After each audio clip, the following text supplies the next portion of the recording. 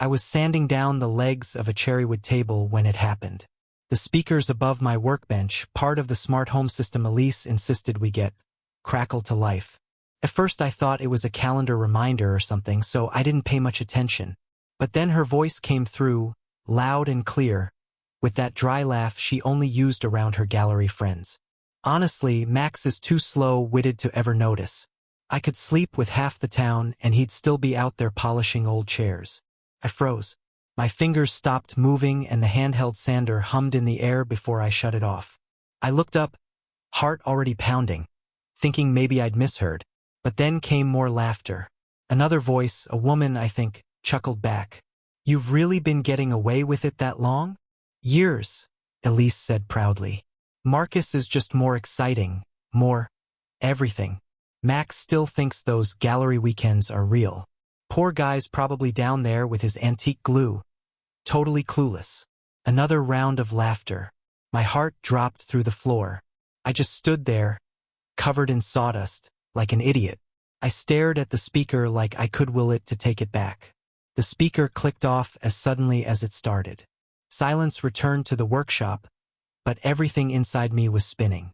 Marcus. The name didn't ring a bell right away, but the tone of her voice? That did. I knew that smugness.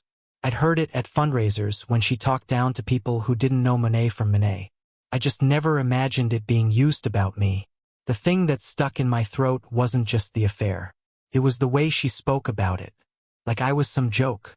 Some dull-witted puppet she'd been playing for years. She laughed about me.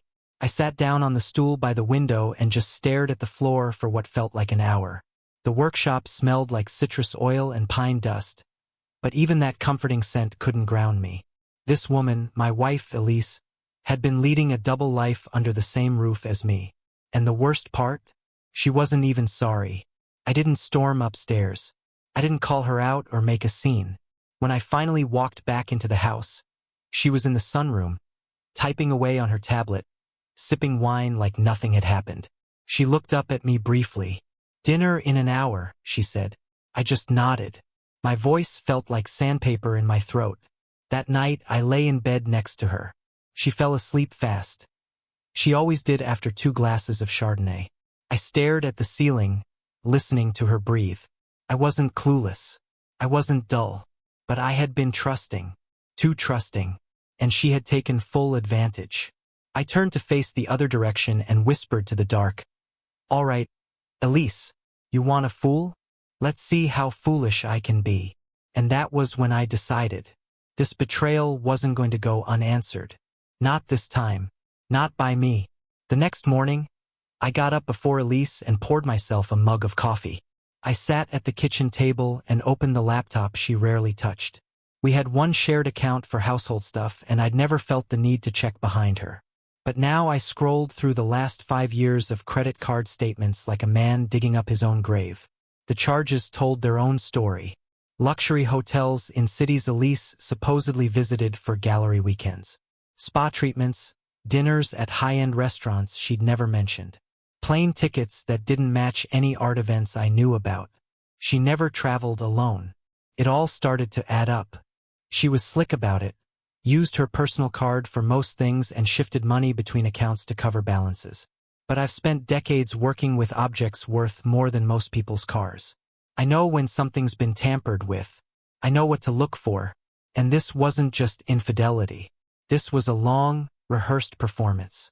By mid-morning, I was digging deeper. I found a USB surveillance mic I had used to monitor climate conditions in storage crates. It was small, discreet, and picked up everything. I tucked it into a pack of gum and left it in her car's center console. She never noticed things like that. By the end of the first week, I had 3 hours of recordings.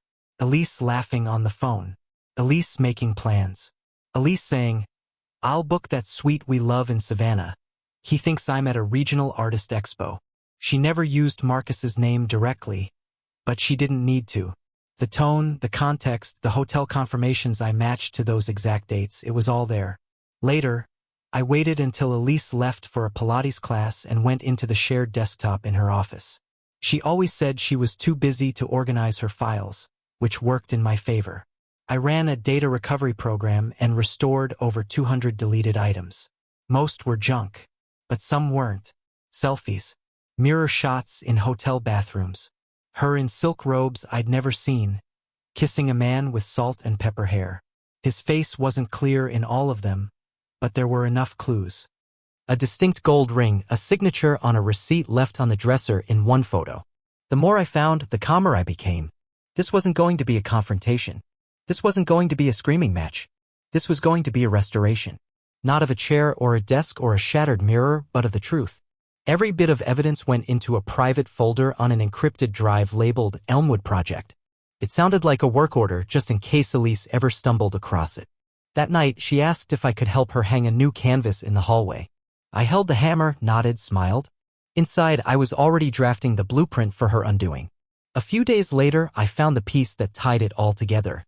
Elise had left a stack of gallery paperwork on her desk, probably assuming I wouldn't care enough to look. I was careful. I didn't move anything out of order.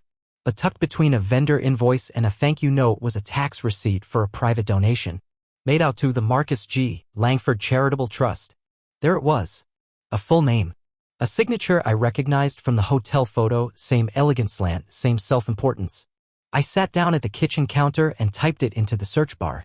Marcus Langford, real estate developer.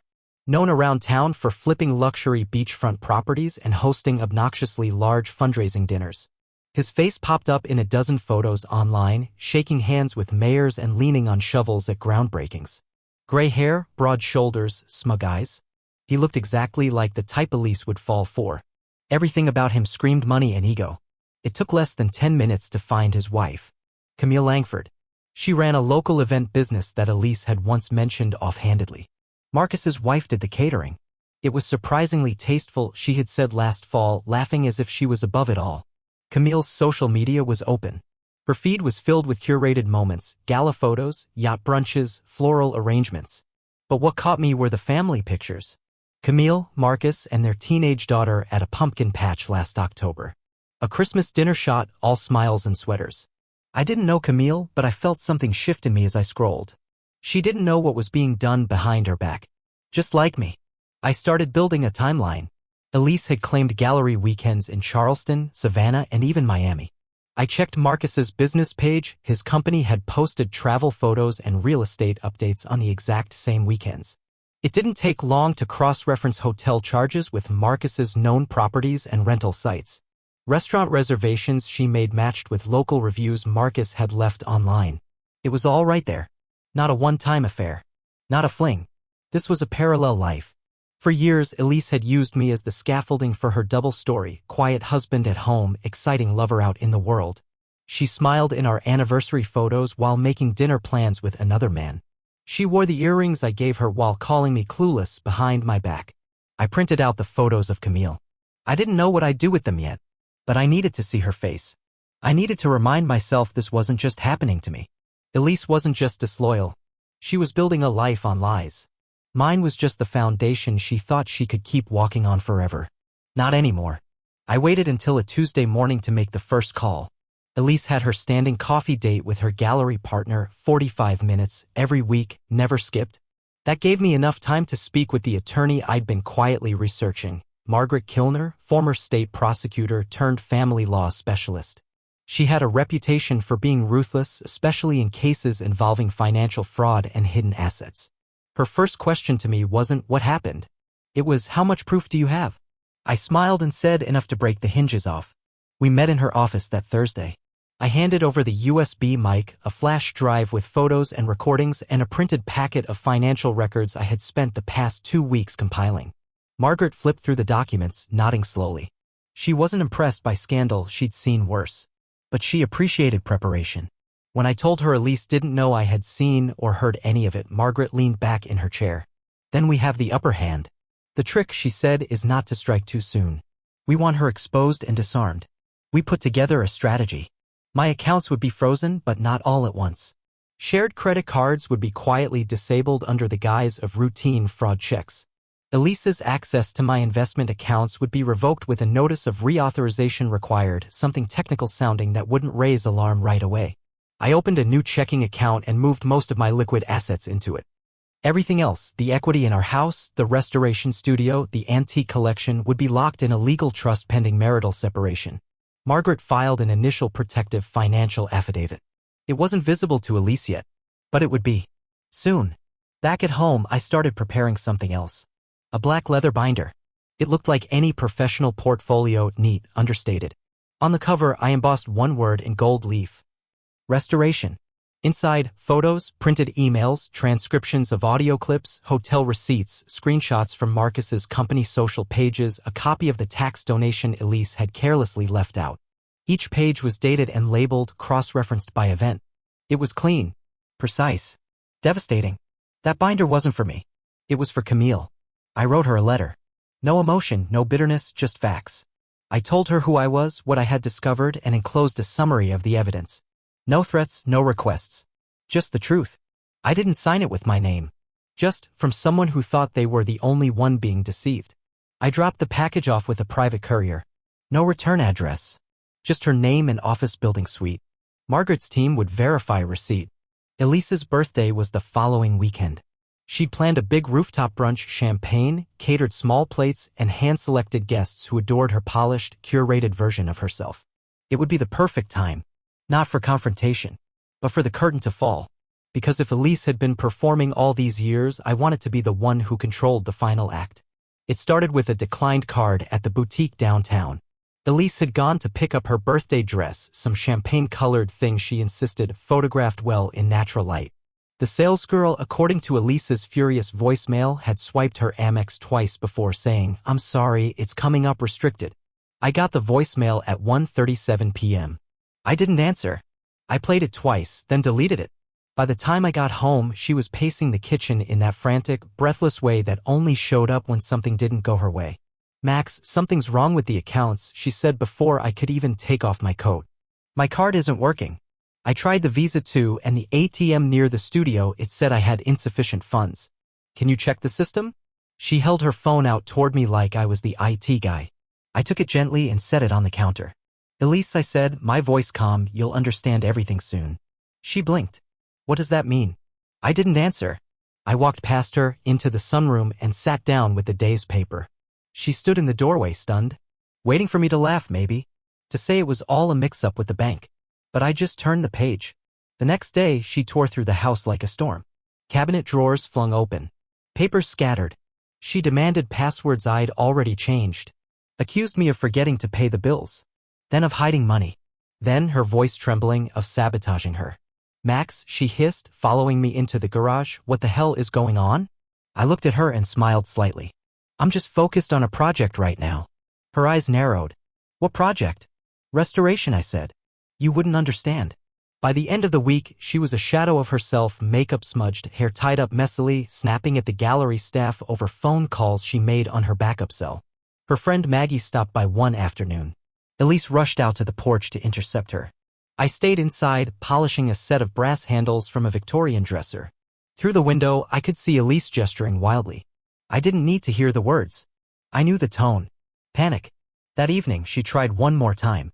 She sat across from me at the dining room table, hands folded, voice soft. "Max," she said, "if you're upset about something, let's just talk." I looked at her for a long moment. "Do you remember last Tuesday morning?" I asked. "Around 10:15? She frowned. "I was at the studio." "No. You were on speaker." She blinked, confused. "I heard everything, Elise. I heard the laughing. I heard the way you described me." For the first time in days, she had nothing to say. I stood up, pushed in my chair, and left her sitting there. Alone. Silent. Her financial world was gone. Her access severed. But I wasn't done. The real reckoning was coming. And it was wrapped in tissue paper and gold foil. Just in time for her birthday. Elise's birthday brunch was held at a rooftop cafe downtown, the kind of place with skyline views and overpriced mimosas. She spent the entire week leading up to it trying to act like nothing was wrong, posting filtered selfies with cryptic captions like "elevated energy only." New chapter incoming. She wore the same dress from the boutique, the one she couldn't afford anymore, which I imagine she talked her way into holding with store credit. She even got her hair professionally styled, probably calling in a favor from a gallery friend. Elise never let a financial crisis get in the way of an aesthetic. She left the house without saying goodbye that morning. I watched from the upstairs window as she climbed into a rideshare. She'd sold her Mercedes the day before, quietly, through a friend of a friend. I pretended not to notice. I arrived at the cafe about 30 minutes after the brunch had started. Not as a guest. Just close enough to watch. From a quiet spot at the bar inside, I could see the glass doors leading out to the rooftop. Elise was holding court near the center table, laughing a little too loud, champagne glass in hand. Her guests, all curated just like her Instagram feed, clinked glasses and faked laughter in return. That's when the server appeared. Mid-toast. Right as Elise raised her glass to thank everyone for making this such a perfect morning. He walked up holding a large manila envelope with private written in block letters across the front. "For you, ma'am," he said, offering it with both hands. She looked confused, then annoyed. But she took it, still smiling for the crowd. I watched her slip a finger under the seal and slide out the papers. The divorce petition was the first page, simple, clean, and labeled with cause, marital infidelity, documented. Beneath that, a table of contents for the attached evidence. Photographs, transaction logs, phone transcripts. I'd made sure the presentation matched her taste, sleek fonts, soft cream cardstock, no mess. I figured she'd appreciate the aesthetics. Her smile died almost instantly. Her face crumpled just slightly as she scanned the top sheet.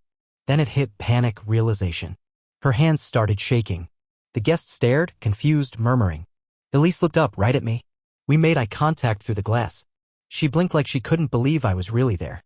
I raised my coffee cup and nodded. And that was the moment she broke.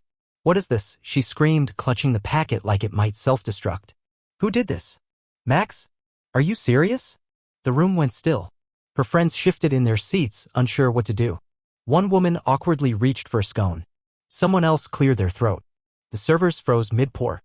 "I want everyone out," Elise snapped. "This is sabotage. He did this to embarrass me." No one moved. Then someone stood. A man in a navy blazer. He shook his head, muttered, "Jesus," and walked out. One by one, the rest followed. A ripple of murmurs and judgment in their wake. Her whole performance shattered. Her elegant image ruined. I waited until the rooftop was nearly empty before heading for the exit. As I passed the hostess, I paused. "Table for one," I said, gesturing back at Elise. "She'll be needing it." Then I walked out into the afternoon sun, calm as ever. The first curtain had fallen. But the next act wasn't mine. It was Camille's. And her delivery was right on schedule. Camille received the package 2 hours after Elisa's birthday brunch unraveled.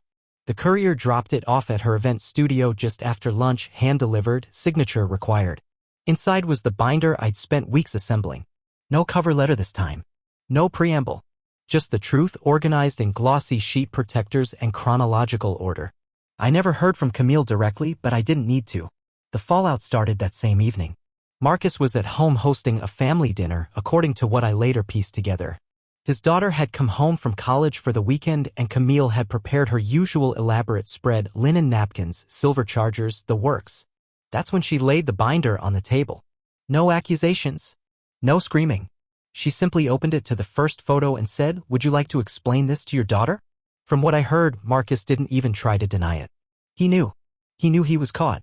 And worse, he knew who had done the catching. I imagine Camille didn't say my name. But she didn't have to. The evidence was watertight. Marcus, ever the strategist, went quiet. His daughter cried. Camille stood, walked upstairs, and by the time he finished whatever pathetic attempt he made at a defense, his suitcase was already by the door. He was gone by morning. Camille didn't stop there. That same afternoon, she posted a photo on her professional Instagram account, an image of shattered glass on the floor with a cryptic caption, "Some messes are necessary. Truth clears the air." She had over 9,000 followers. Word spread fast. In the local social circle, cryptic became clarity within hours. Whispers turned into group chat screenshots. Screenshots turned into speculation. Speculation turned into the kind of gossip that burns bridges before they're even crossed. By Sunday, Elisa's gallery patrons were canceling events until further notice. One of them, a friend of Camille's, sent Elise an email expressing deep concern over recent personal revelations. Marcus, ever the coward, cut ties with Elise by Monday. No goodbye. No, I'm sorry. Just a single text Elise read while standing by the kitchen sink. "This is a disaster. We're done. Don't contact me." I was sitting at the dining table when she got it. She didn't cry. Not yet. She just stared at the screen for a long minute, then slowly set the phone down. Her hands were shaking. She was alone now. No husband. No lover. No allies. The empire she built on secrecy and smugness had collapsed in less than 72 hours. She still didn't know how many pieces were left to fall. But I did. Because some restorations require total destruction before the rebuilding can begin. The weeks that followed looked nothing like Elise's former life. Gone were the brunches, the client dinners, the curated elegance of her Instagram stories. She stopped posting altogether except for one blurry photo of a glass of wine with the caption, "Sometimes you just have to start over." It got 4 likes. 2 were from old interns. By the 3rd week, I learned through mutual gallery contacts that Elise had missed 2 of her own events. Sick, someone said. Or something. But everyone knew. In our small coastal town, you can't fall from grace quietly. Not when your face is still on a billboard near the art district. She started sleeping in late, walking around the house in yesterday's clothes, wine glass in hand before noon. Her voice was always hoarse. She mumbled to herself sometimes soft, angry things I couldn't make out. She looked older. Not in her face, but in her posture. Then came the night she showed up at my studio. I was in the back, restoring an antique library table from a pre-Civil War estate when I heard the front door slam open. "Max," she shouted. "You don't get to hide from me." I didn't move. Just kept standing. But I could hear her heels clicking across the floor, uneven, erratic. "You think this makes you the good guy," she slurred. "You think ruining my life makes you noble?" I walked out slowly. She stood in the middle of the showroom, mascara smeared, hair tangled, reeking of cheap wine. "Go home, Elise," I said quietly. "I have nothing left," she hissed. "You took everything." "No," I said, locking eyes with her. "You gave everything away. I just stopped covering the cost." She opened her mouth like she was going to yell again, but no sound came. Just a shaky exhale. Then she turned and stumbled out the door, disappearing into the night. 3 days later, her friend Maggie called my attorney. Elise had been hospitalized after what the report called a non-lethal self-harm incident. Superficial injuries. Alcohol involved. Maggie had found her on the floor of the gallery office after Elise skipped an appointment. Elise was placed under a 72-hour psychiatric hold. Margaret, my lawyer, added the hospital report to our file. I asked if I needed to do anything. She shook her head. "You've done more than enough," she said. "And in this case? Silence is power. I didn't visit Elise. I didn't send flowers. I didn't call the hospital. That part of me, the part that still felt responsible for her, is gone. I documented everything.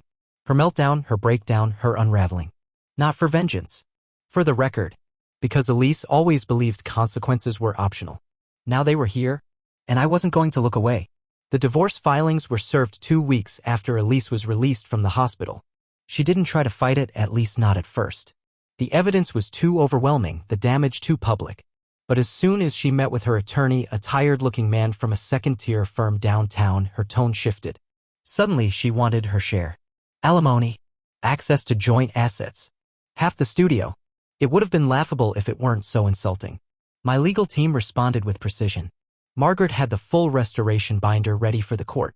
Adultery. Financial deception. Medical instability. Every piece of it was submitted in the opening motions. Elise's lawyer filed a motion to exclude the audio recordings from her car. The judge denied it.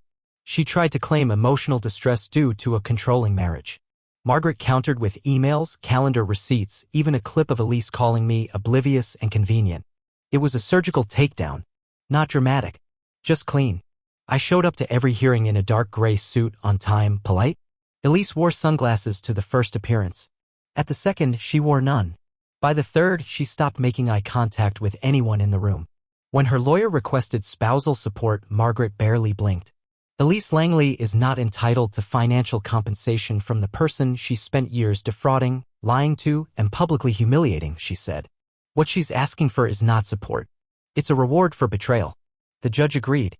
The final ruling came down faster than anyone expected. No alimony.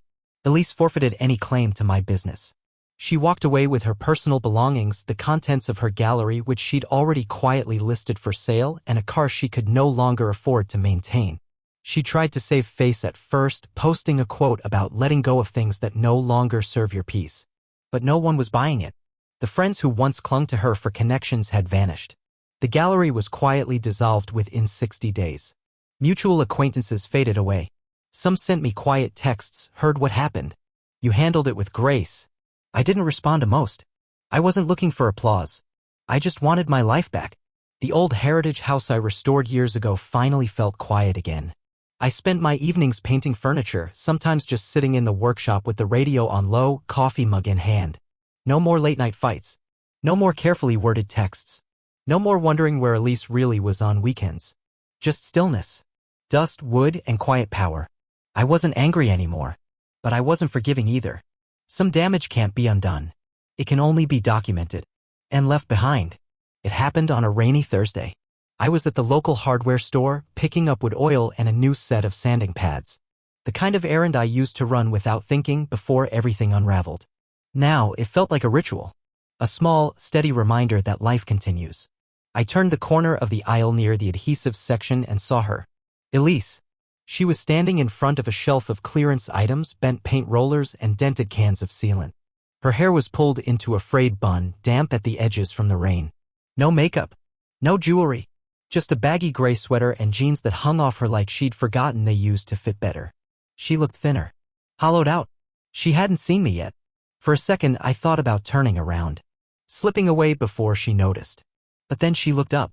Her eyes locked onto mine, and just like that, time stopped. No one said a word. No gasps. No apology. No self-righteous speech.